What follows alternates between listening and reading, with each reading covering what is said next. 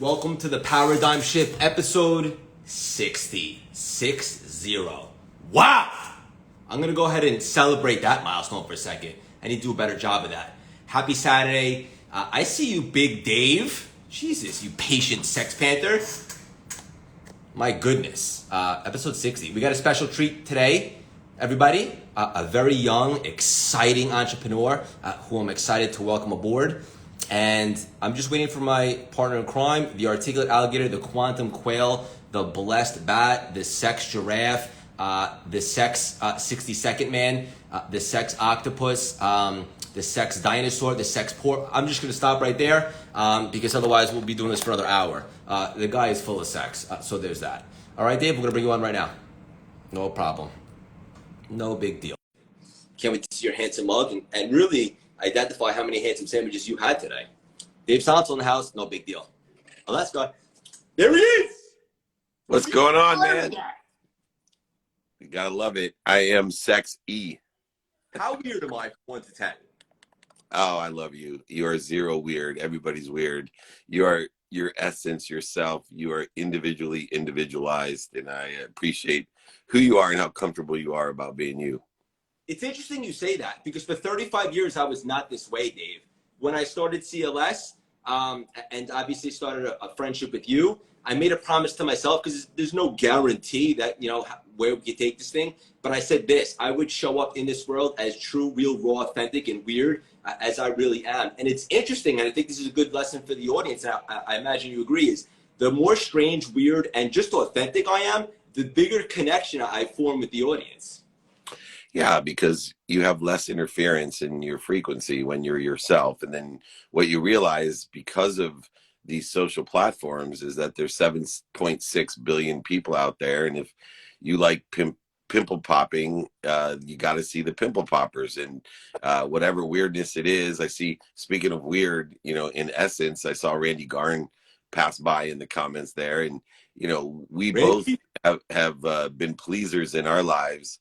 And when we realize that if you try to please everyone, you'll please no one. And I'd rather people, and this was hard for me to learn, I'd rather people hate me for who I am than love me for who I'm not.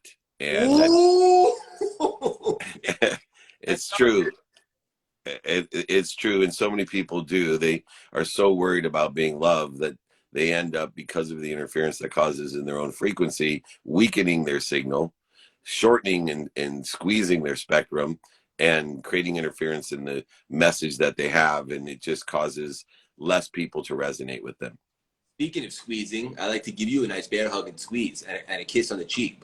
Neither here nor there. See a lot of great people today. We see Amberly, Randy, obviously the CLS community, Big Dave's community. This is awesome. We're going to bring on our guest in just a second, but you mentioned frequencies, and I speak to you often. For some reasons, you're one of my best friends in the whole world, and obviously you mentor me and so forth. And you've been talking a lot specifically lately about being very, very intentional with your frequency and who you surround yourself with. I know this was always a part of your thing, but more recently, specifically for the audience listening, like how key is that to be very deliberate with your frequencies? Well, your frequency is your neighborhood. And if you think about options, opportunities, and touches of favor. So the three things that I think help us in our personal and professional career is if we have more options, more opportunities, or better options and better opportunities, and more touches of favor, right? I talk about, you know, I've met people in my life who have created a touch of favor that changes my life. And I want to be that person for you, Craig. I want to be that person for Brian Bogert. I want to be that person, you know, for the variety of people that you see out there that I assist in to be that touch of favor. But if you're not in my neighborhood, right? If you're not in my neighborhood, you're not going to get the better options, the better opportunities, and the better touches of favor. So if I use my analogy of frequency to neighborhoods, if you're sitting in the projects with great intention, but you're surrounded by people that can't give you any opportunities, options, or touches of favor, they only bleed you of your options, opportunities, and touches of favor, then you're not going to accelerate, grow to the point that you are. So your frequency, your vibration, your attention and intention is your neighborhood. And the higher the frequency, just like the better the neighborhood, right? We're in the luxury home neighborhood, man. When everybody outside hanging out at the park, walking on the street, sitting on the curb, they provide better opportunities, options, and touches of favors. That's why this experience here, this paradigm shift, is a neighborhood.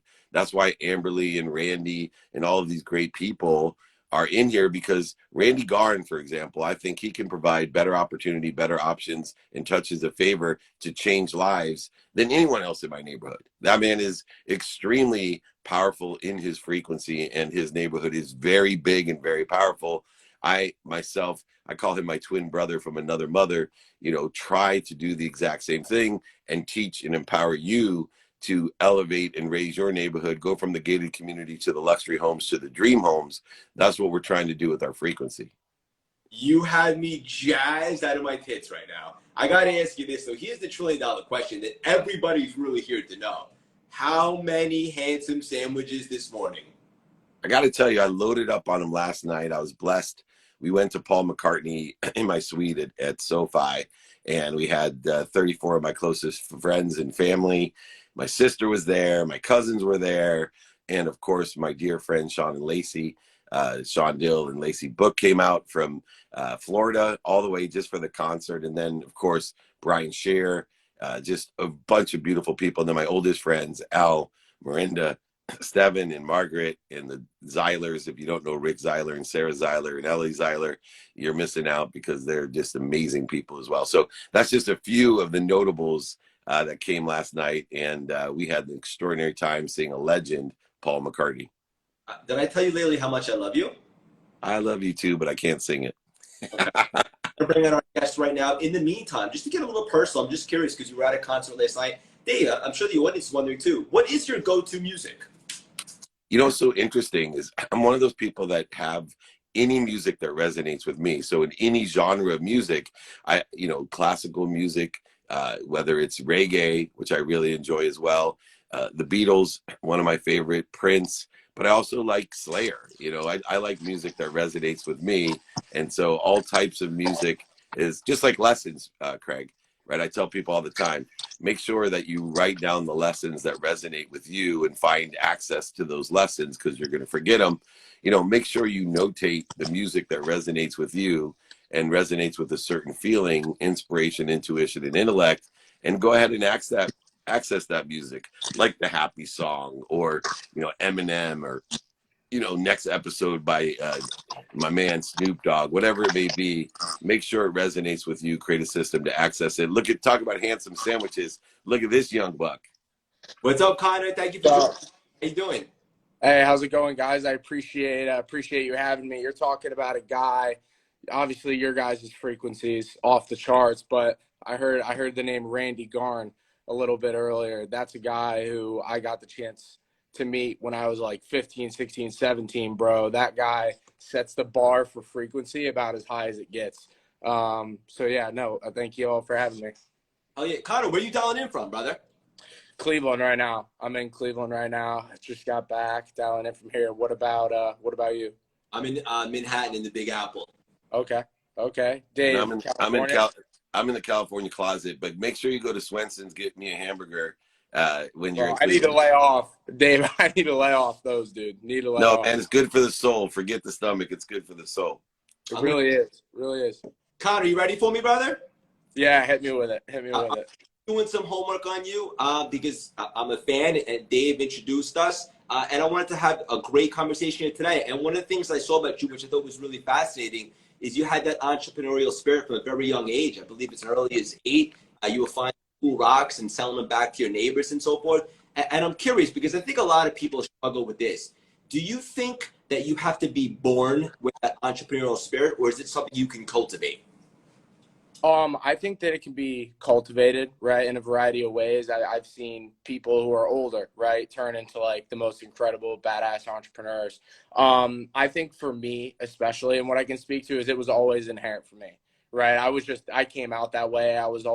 My mom always says I was the one, I threw away the Lego directions, right? My sister's the one who followed the Lego directions and built the thing. I think a lot of it just has to do with what I was wired, how I was wired and all of that. But I've seen people cultivate into tremendous entrepreneurs. But I think there is kind of a special sect, might be a little biased, but like when you got it, you just absolutely have it. The more entrepreneurs that I come across and read about, it's like they were all kind of a little weird, right? And had that thing when they were younger. So that made me a whole hell of a lot comfortable with myself as I got older and started to meet others. Yeah, that's a great answer. I couldn't help but notice the Grinch-like smile on Big Dave's face. What's on your mind, Dave? Well, you know, my background started in sales, and all salespeople have sort of an entrepreneurial spirit. But what's interesting is there's an energetic and genetic inheritance that we receive for all skills, knowledge, and desire that we have. And so there's two things to look at. There's the eagle side of us, and I don't just bring that up because he's Siegel, the eagle. The eagle is the energetic and genetic inheritance that is a resonance of our frequency, our essence, that some people are just born right out of the womb to have that frequency of being an eagle. It just comes naturally to them. They feel at home or in the flow when they're entrepreneurial or they're selling or they're speaking or they're shooting a basketball. It doesn't matter. But the second class is the one that Connor touched on. Is he's seen some, more mature entrepreneurs that later on in life take the skills, the knowledge, and desire they have and apply it to the freedom, options, and opportunities of being an entrepreneur. And I call those people journey men or journey women. And there is a combination thereof. The greatest entrepreneurs, the greatest salespeople, the greatest athletes, billionaires, millionaires are those that have eagle type of inheritance. That means an energetic and genetic inheritance coming out of the womb, not reading instructions, just knocking on doors, selling whatever they can. It's the guy who's not only selling lemonade, but, is given a free cookie at twice the price, knowing that nothing is free. This is inherent in a genetic and energetic nature. But the greatest ones, you can't just be an eagle. It only lasts so long. You have to be consistent and persistent in the pursuit of your potential. And one of the reasons that I want to have Connor on here is I meet many young entrepreneurs that talk the talk. They're eagles, right? They talk the talk. They're young, they're eagles. Now, remember, most successful entrepreneurs are 45 to 65 years old. It's an anomaly to have someone in their 20s that are successful. In fact, the people who in their 20s are successful are leaning on the Randy Garns of the world, the John Sarasanis, the David Meltzers, the Craig Siegels of the world. And the Craig Siegels of the world are leaning on the 45 to 65 years old as well to get there, because they're eagles. And either you are a journeyman or you're not. In order to get there, you cannot get there just by flying high as an eagle. You have to either recruit an aggregate journeyman around you or be a journeyman yourself, or a combination thereof, in order to succeed with the skills, the knowledge, and desire of an entrepreneur. Bang! Dave's got nuggets today. I see Connor smiling too. So beautifully said, straight up. And it's one of the many reasons why I surround myself with you, Dave, for the wisdom, the guidance, and so forth. But also it kind of goes back to the it factor, right? Like some people have that. Sure, it could be developed, but there's just a different breed that have it. One thing that us three are big on is relationships. I know it's a huge component for all three of us. Connor, specifically, I saw you say something like this, and I never heard it articulated like that. I thought it was so fascinating. You said there's a big difference between networking, connecting. What do you mean by that?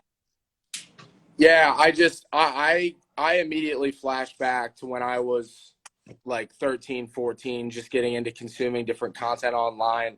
And I found myself coming across people who were continuously speaking to like networking, and like it felt very inherently kind of like social climby and disingenuous to me.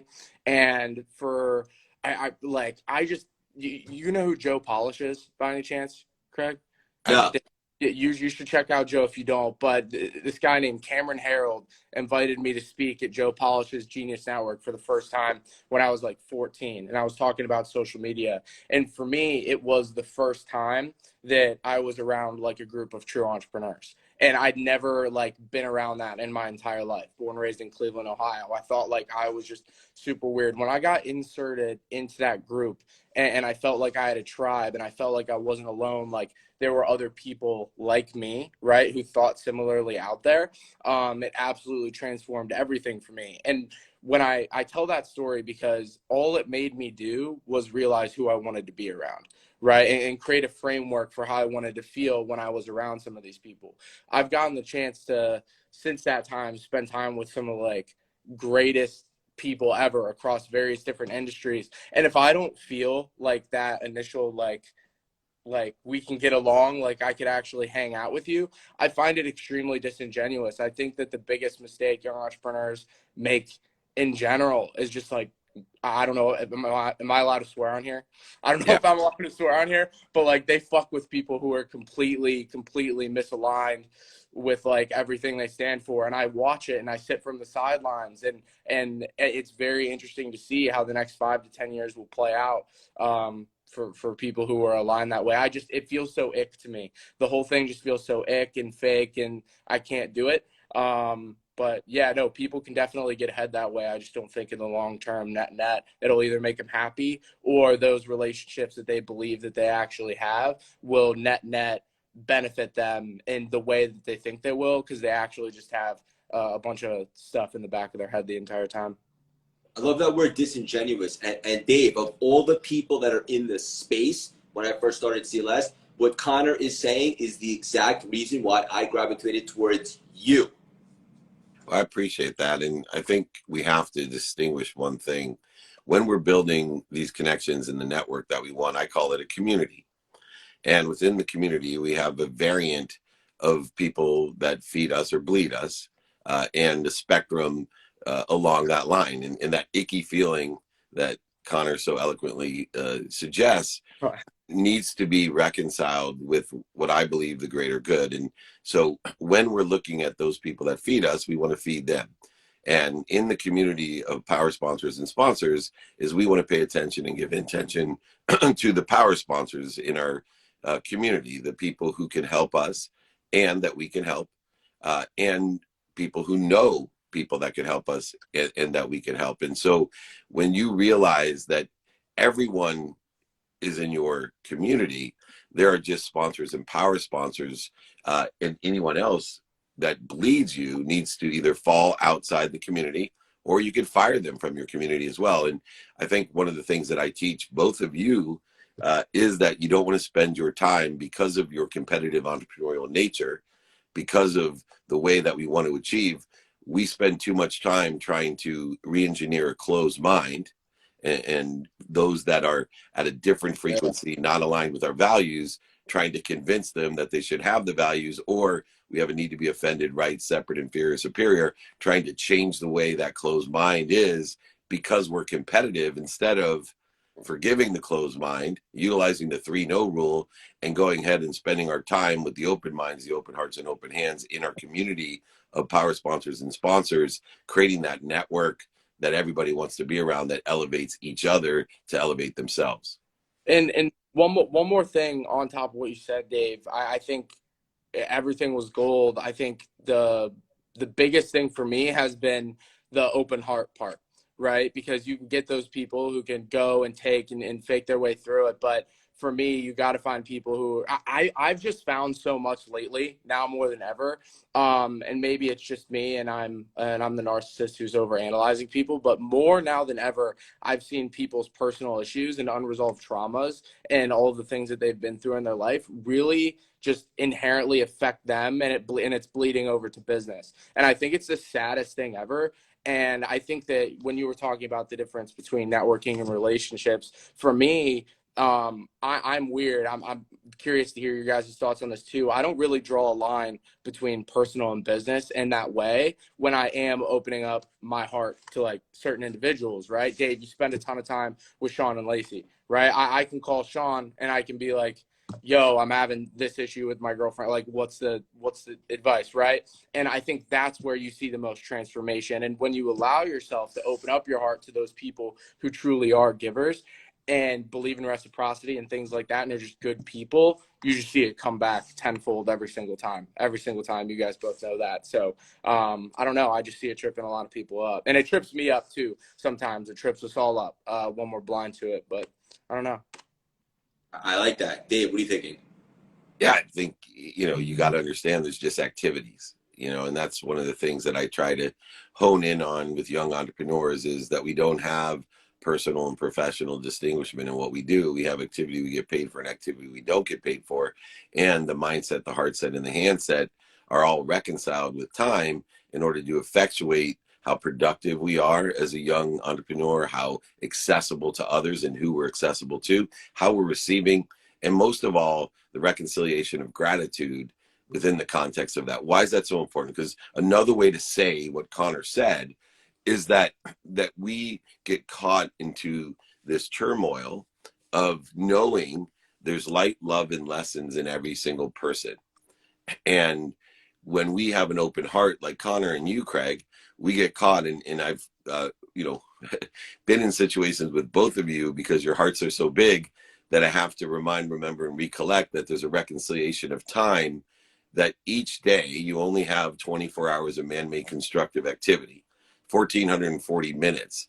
And because you have open minds, open hearts, and open hands, you have more opportunities, options, and touches of favor in your life, and you need to prioritize your gratitude. What does that mean? Yes, there's light, love, and lessons, but is it worth your time to try to find the light, love, and lessons of this closed mind at this time? And that's why I created the 3-no rule, because everybody has an open mind at certain times. Some people, it's 5% of the time they have an open mind. Some people, it's 95% of the time it has open mind. So if you use the 3-no rule, statistically, you'll find the open minds that have open minds the majority of the time. Most people don't reconcile time into productivity, accessibility, and gratitude. They go for that feeling side of things. They feel icky or yucky, or they feel like there's a distinguishment between the professional and personal activity. There isn't. There's just quantitatively, am I getting paid for this activity or I'm not getting paid for this activity? But it should all be personal, experiential, giving and receiving related. There is no distinguishment between being weird because you think you can have it all. Yes, Connor, you are exactly on it. You are where most successful people are, in the reconciliation of your activity. I'm laughing because this is some deep stuff. And for the audience listening, guys, we love to stop by on a Saturday morning, have some fun, but most importantly, drop some really important truth bombs and some big nuggets. And I learned a lot in this conversation too. Connor, I just want to say to you, brother, you're wise beyond your years. What's the best way for the audience to support you and catch up on all the cool stuff you have going on? Yo, I would just say, feel free to message, follow me on Instagram, hit me up here. This is where I'm most active, kind of home base. I was excited to at least hop on here and chat with you guys for a bit. I haven't done much presser interviews in the past 2 years, or just even interacting with someone on live in that way. So I'm excited over the next few weeks, next month or two, to be able to really start pump out a whole hell of a lot more. So. Well, we're excited. Connor, real quick, tell them about the company. I'm on the advisory board with Connor, investor. We have tons of people in this killer company that he has at a young age. Tell everybody about the company and about the content that you're providing along with the company and the inspiration. Yeah, I appreciate it, Dave. Basically, I'm launching the light beer for Gen Z. So it's basically, we believe that Gen Z has been drinking the same beers that my dad and his granddad used to drink: the Natty Lights, the Keystone Lights, the PBR. Just say the beer. Just say the beer that Uncle Dave used to drink. Yeah, that Uncle Dave used to drink. And it's called Brew. It's called Brew Daylight. We're going to be launching in 8 to 12 states, rolling out over the next handful of months across the country. Haven't announced it yet. Plan on announcing in the next few weeks here. And I have a book coming out at the end of August called Fuck College: The New Roadmap for Young Leaders to Win in Life and Business. That one I'm very, very excited about. I've been obviously rewriting that one a handful of times, but I once again, I keep reverting back to when I was 14, and I was just starting, and I was looking at all these people, and I couldn't really find, because when you're 14, 15, 16, 17, you're in high school, and you're like, and if you have an entrepreneurial mind, you're like, get me the fuck out of here. Like, this sucks. This is terrible. I will consume any kind of content that has to do with business that makes me realize that I'm not actually sitting here in class right now. And I could never find an example of someone who was super, super young, who had kind of combined like the business experience of what it's like to be young. Because I feel like now, as a young entrepreneur, it's in being an entrepreneur in general now, right? Because of all these connectivity points because of how fast technology has sped up. I really didn't feel like there was kind of a playbook for someone who was young in order to leverage technology in like all of these stories and experiences to not go to college. I just fundamentally don't believe that colleges are centers for human productivity like they once were. Listen, having sex, doing drugs, alcohol, living carefree is an amazing thing. But I think that it's a unique time in a young person's life where they can be super self-explorative, right? Like they can go out and take risks and do everything that they want to. So yeah, I'm excited about the book. We'll launch the light beer around the same time, and yeah, that's a little bit of what's going on. Sounds awesome. I'm excited to support and to watch the journey, my man. Congratulations on all the success. Yeah. I gotta interject, Craigie Poo. So I think one distinguishment of college is that I believe it's an investment, and investments are not for everyone. So as an entrepreneur, when you make an investment, you look at your timing and risk tolerance. And so one of the aspects of college that people who are younger may not have experienced all of the different aspects of, speaking at almost every college graduate school in the country, you start to realize that as an entrepreneur who may align with the timing and risk tolerance with different colleges, not just their entrepreneurial programs, but the greatest asset of a college would be, if you're an entrepreneur, I would go to a college that has the greatest number of alumni and the greatest number of attendees that you could build a business within. In the traditional sense, some of the colleges are bigger than bigger cities. If you look at, some of the Big Ten schools, for example, with their alumni and the opportunities, options, financing, capital, what the number one, Connor, the number one common denominator of people who have raised over $100 million is? What? Stanford. Yeah. Yeah. So I just, I'm a big fan of Gary. I'm a big fan of Connor, and everybody's allowed. Would you say, Dave? I said I'm a big fan of Gary V. I'm a big fan of. But before that, what was the common denominator?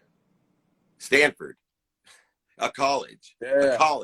So I don't want people out there to think, I don't want people to go $600,000 in debt to start a business by going to college. That's foolish.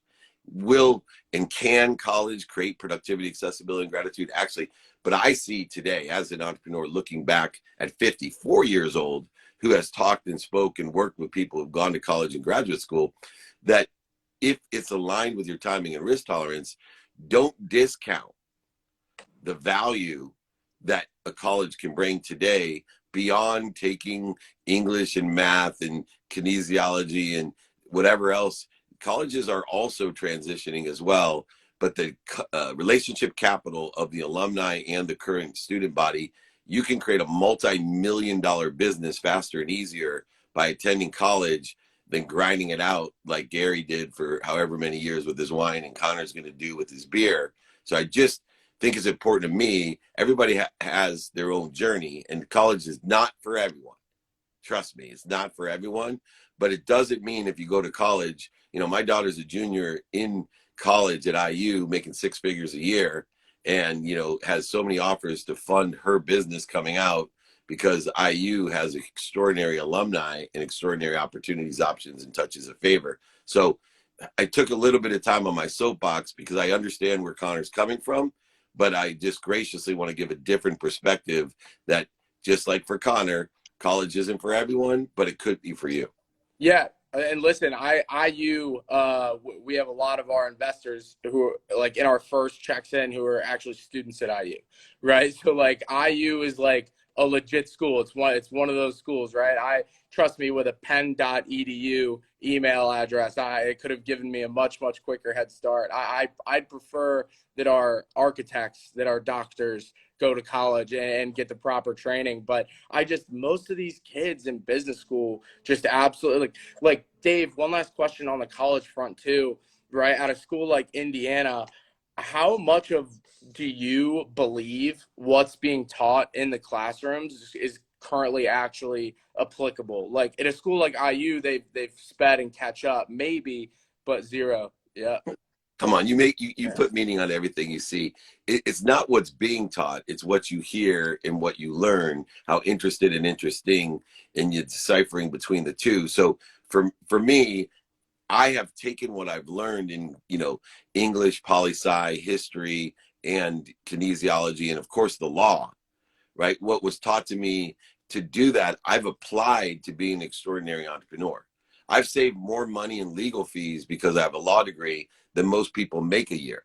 Why? Because I understand the profession of law by going to law school, surrounding myself with lawyers. So I just think that people sometimes, they're not more interested than interesting. But I would say what specifically is taught in the class, the content is irrelevant. You know why, Connor? Because you're going to forget every goddamn thing that you learned in college. You better figure out how to access that information. You just get a better understanding of human nature and the context of how to apply.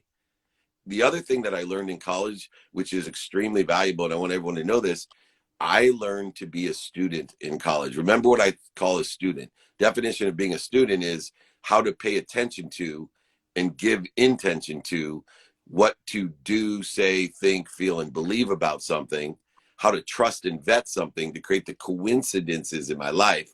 So I am a student of my calendar because I went to college. I'm a student of history because I want to learn human nature. I don't remember one goddamn thing that I learned in college. I still rules of perpetuity. I don't know what it is, and I've spent 50 years trying to figure it out. But I will tell you, I am able to take a great value. Now, I took a big risk. I'm a risk taker. Borrowing $100,000 to go to law school was extremely risky. I know some of my friends, I know that doesn't sound a lot for education, that are still paying off their law loans. That ain't worth it if it's not aligned with your time and your risk tolerance. But anyway, I want to end on more of a positive note for Connor, because this kid is one of the greatest young entrepreneurs. And just because, I'm given a different perspective of college, in no way do I want to diminish. And Craig will tell you this. I told Craig, you have to have Connor on. And he's like, well, I can't find that much on him. I said, well, he's young and he hasn't built his brand yet. But I'm telling you, I think we've gotten more out of this session than most of the sessions with all the big, huge names that we've had. And you will look back, because this is perpetual content, 10 years from now, and they'll be like, holy shit, Dave Meltzer and Craig Siegel had Connor Blakley on. I guarantee it.